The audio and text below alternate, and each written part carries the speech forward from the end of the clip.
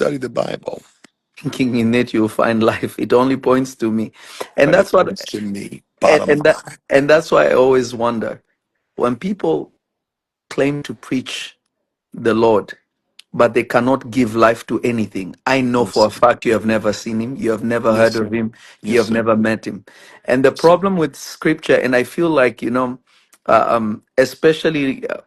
especially if, our generation should have, I mean, the era of scripture should have been easier for people because to even discern who's called by the Spirit and who just loves to preach.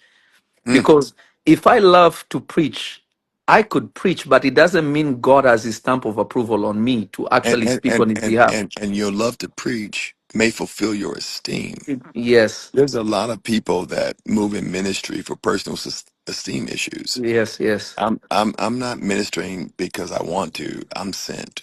Yeah. This is not my preference. Trust And you me. know where the power is. I know you. I we, know. would- we would be running. I would not be on a Mhm. pulpit for what? It's not a preference. It's not. This is not the preferred life. It is a No, it's yoke not. for Yeah, sure, it is. but it is because of the love of Jesus.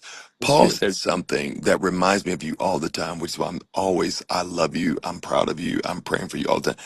Paul says something that reminds me of you. He said, "When I came, I think it's in the book of Romans. He said, when I came to you."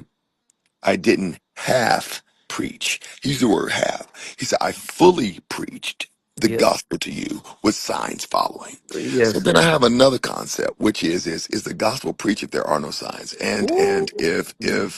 if there is a such thing as a half gospel, if there is I, a such thing as a half Christian. can I say Yes, something if sir. you permit me?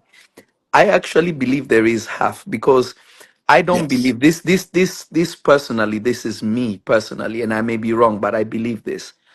If a man speaks of something that they cannot manifest, they're not preaching the full truth. I agree. Because because if I can pick up a Bible and talk about something with conviction, my Yes, sir. conviction does not mean God's approval. Because Yes, if sir. I am graced by God, I always use the apostles as an example. When Peter and John went to the temple, they found somebody begging for silver and gold, and he looked at the man. Peter said, "Silver and gold I don't have, but what I have, I give you." Notice he did not require the man's faith. It did not require the man's participation. He just had something to give him. I feel like where the church is headed to, the great distinction will not be because people hold Bibles.